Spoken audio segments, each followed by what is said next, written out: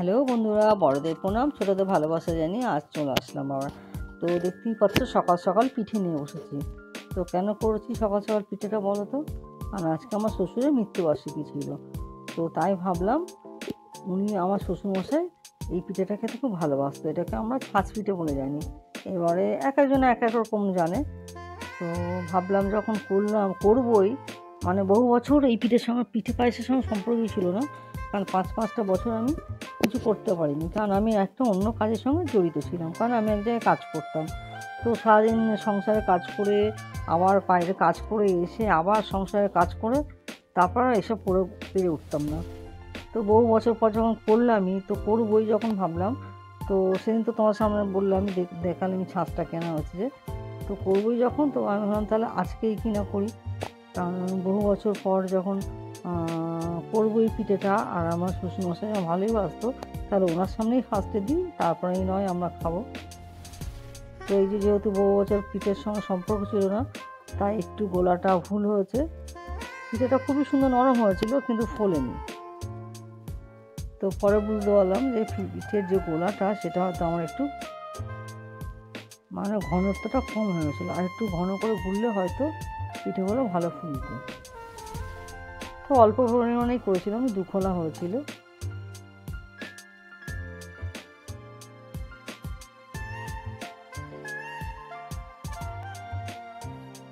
তো পিঠেটা ভেজে এদিকে সমস্ত কিছু গুছিয়ে দিয়ে আমার ছেলে স্নান করে ও দাদুর সামনে দেবে, তারপর চলে আসবো রান্না বান্না।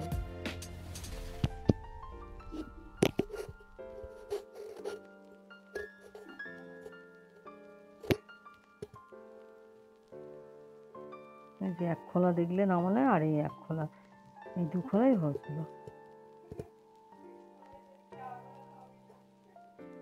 পরে নেক্সট টাইম যদি ভালো হয় তোমাদের সামনে আবার শেয়ার করবো।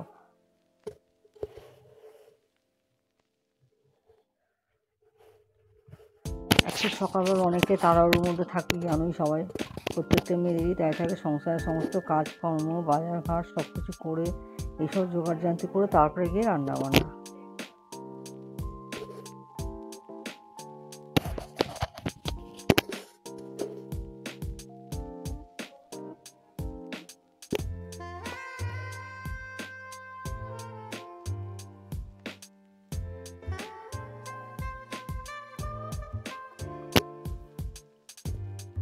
তো হয়ে গেল আমার পিঠে ভাজা।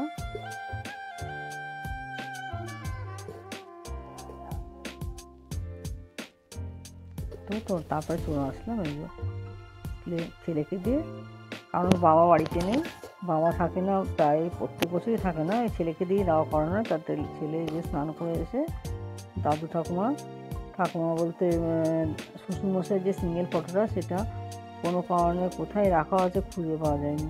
তো তাই শাশুড়ি মাতাও নেই, তাই শাশুড়ি শ্বশুর দুজনের ছবি একসঙ্গে বসিয়ে ছেলেকে দিয়ে দেওয়া করালাম। পিঠা একটু মিষ্টি দিয়ে দেওয়া হয়েছিল।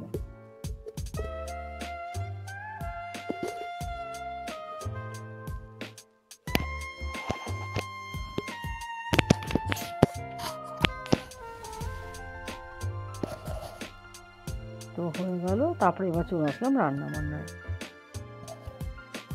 তো আজকে রান্না করছিল মুগ ডাল, শিম আর লাউ দিয়ে।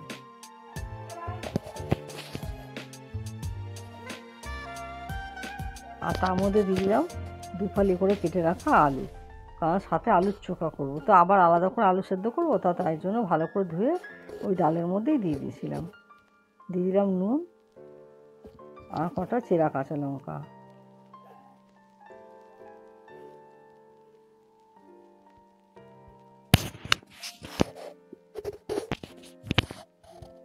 আলুটা একটু কিছুক্ষণ হয়ে যাওয়ার পর তারপরে দিয়ে দেবো কেটে রাখা লাউগুলো। আর সবথেকে শক্ত আলু, তাই আলুটা আগে দিলাম, তারপরে হচ্ছে লাউটা, তখন লাউটা দেবো, তারপর সিমটা, এইভাবে একের পর এক দেবো। একসঙ্গে সব দিলে মানে লাউ সিম আর খুঁজে পাওয়া যেত না, তাতেও লাউটা গলে গেছিলো।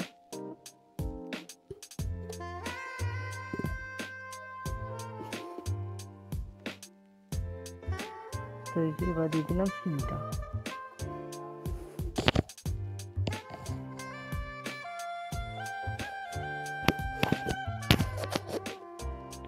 তো লাউ শিম আলু সবই সেদ্ধ হয়ে গেছে। তো এখন ডাল থেকে সব আলাদা করে নেবো। প্রথমে আলুগুলো তুলে নিলাম আলাদা করে, তারপরে লাউ শিমগুলো আলাদা করে তুলে নেবো। কারণ কি ডালটা একটু ঘুরতে হবে, মানে ডাল ঘোটা দিয়ে ঘুরবো না, কারণ ডাল ঘোটা দিয়ে ঘুরলে আর মুগ ডাল ভালো লাগে না। তো এই হাতার পেছনটা দিয়ে একটু ঠেসে ঠেসে দেবো। ওই যে তো লাউ শিমগুলো তুলে নিয়ে ডালটা ওরকম করে নিলাম। তারপরে দিয়ে দেবো ফোড়ন। তো দিলাম সামান্য পরিমাণে তেল আর সাদা জিরে, শুকনো লঙ্কা, তেজপাতা দিয়ে ডালটা সোমবারে দিয়ে দেবো। এর মধ্যে আর অন্য কিছু দিলাম না, কেন কি যদি মুগ ডালটা এমনি করতাম বা তোমার কোনো সবজি দিয়ে করতাম, তাহলে আদা হোক জিরে গুঁড়ো এগুলো হয়তো অ্যাড করতাম। কিন্তু যেহেতু লাউ আর শিম দিচ্ছি তার জন্য এগুলো দিলাম না কিছু। আর ধনে পাতাও দেবো না, কারণ কি ধনে পাতা দিলে কি মুগ ডালের যে স্বাদটা, যে গন্ধটা, সেটা চলে যাবে ধনে পাতার জন্য। যার জন্য পুরো সিম্পলভাবেই করছিলাম। আর দিয়ে দিয়েছিলাম একটু চিনি। তার ফুটে উঠলে ওপর দিয়ে কয়েকটা গোটা কাঁচা লঙ্কা দিয়ে দিলাম।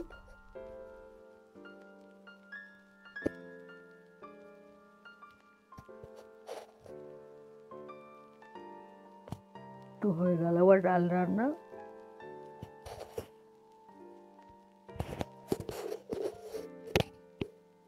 এরপরে করব কটা শুকনো লঙ্কা ভেজে নেবো আলুর চোখা মাখার জন্য।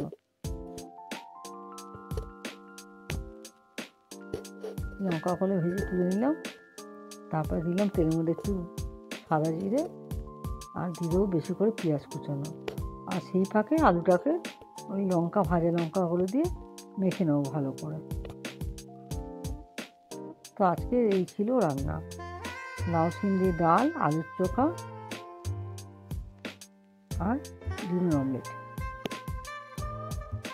দেখতেই পাচ্ছ আলুর চোখা, আলু মাখাটা দিয়ে দিলাম এভাবে। তো তোমরা কে কীরকম করে করো জানাবে আলুর চোখা, আর কে কে ভালোবাসো সেটাও জানিও। একটু উপর দিয়ে নুন দিয়ে দিলাম।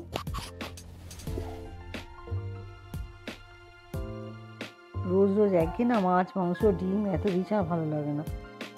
তো মাঝে মধ্যে একটু এরকম ডাল আলুর চোখা ডিমের খেলে ভালোও লাগে, একটু মুখের স্বাদটাও পাল্টায়। তো তারপর দিয়ে দিয়েছিলাম ওপর থেকে একটু পাতিলেবুর রস। একটু পাতিলেবুর রস দিলে একটু হালকা টকটক লাগে, আলুর চোখাটা খুব ভালো লাগে। তা আমার মতো এইরকম আলুর চোখা কে কে করো বা কে কে খেতে ভালোবাসো জানাবে কিন্তু। তো হয়ে গেলাম আলুর চোখা। এবারে ভেজে নেবো ডিমের অমলেট।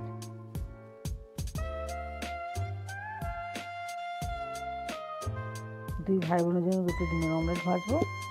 আর আমার কালকে একটা মাছ ছিল, আমারটা খেয়ে নেব।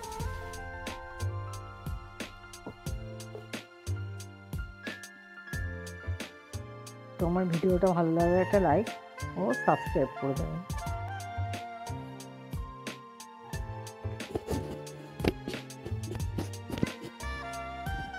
সবাই ভালো থাকবেন, সুস্থ থাকবেন।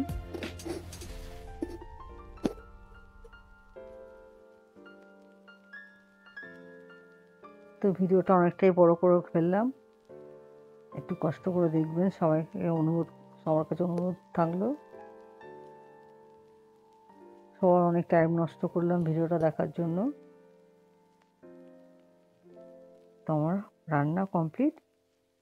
আজকের মতো ভিডিওটা এখানেই শেষ করছি।